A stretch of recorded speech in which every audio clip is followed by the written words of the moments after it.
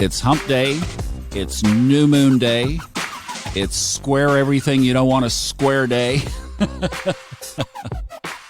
So we're going to do something different. We're going to change this energy right here on the Fun Astrology Podcast.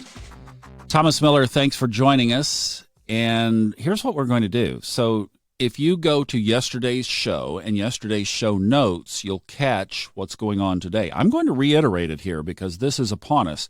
But if you want the drill down, just go back to yesterday, and especially in the notes, you'll get it in text form there that you can really lock onto. But here's the chronology that happens today. The moon is in Aries, but at 8:31 a.m. Now, all these times I'm going to give you for the rest of the podcast are all Eastern Daylight Time in the U.S. The moon goes void of course at 8:31. So that means it's still there. It's, you know what it is? The lights are on, but nobody's home.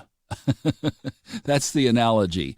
The moon, whenever it reaches the end of a sign and there are no more aspects for it to aspect, it is called void of course. And it's basically a concept that the moon just goes on break.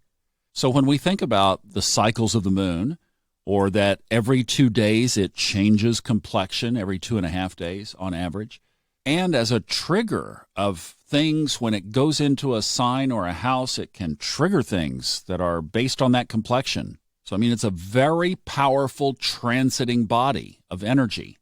But when it runs out of aspects toward the end of a sign, it goes softy. You know, maybe it's something that we should do, too, is like whenever we complete one thing, maybe we should rest a little bit before we go into the next thing.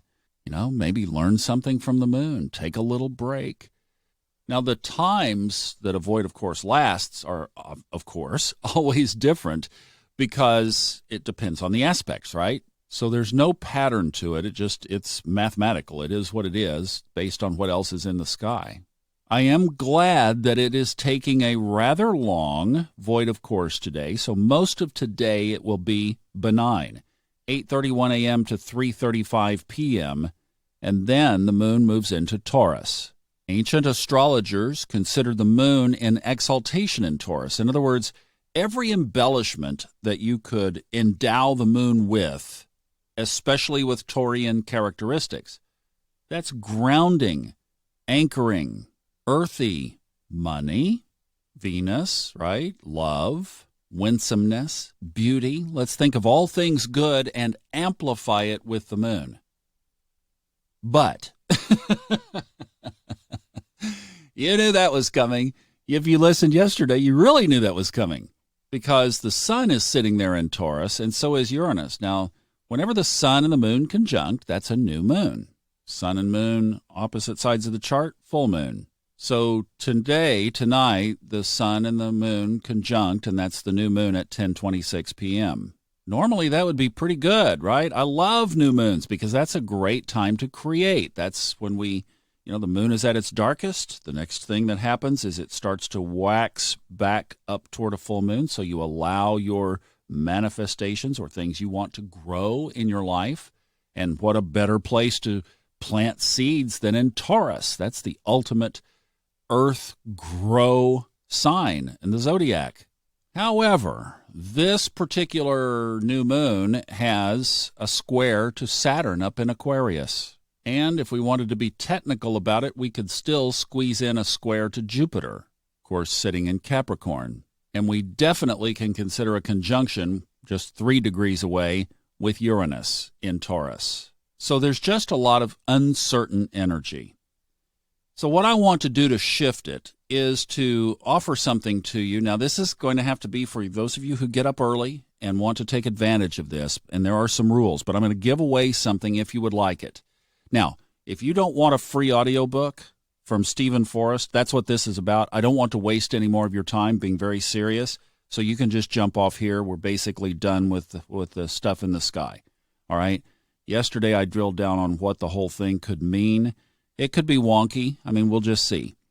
But if you want to jump off here, this is a great place. I'm going to tell you the qualifications for giving away or receiving one of these audiobooks.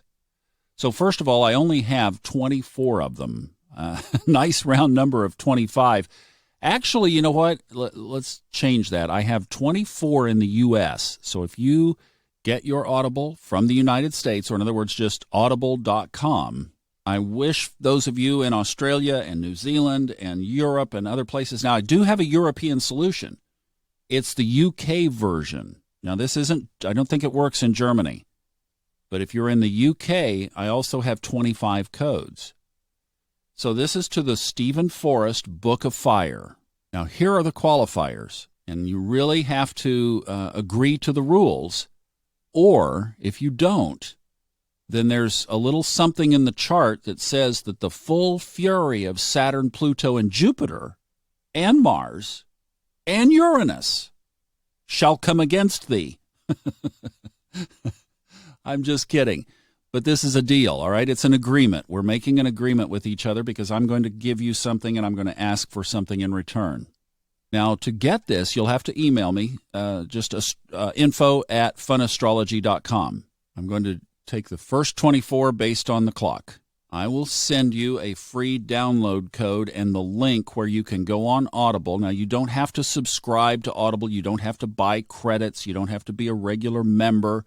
It uses your Amazon login.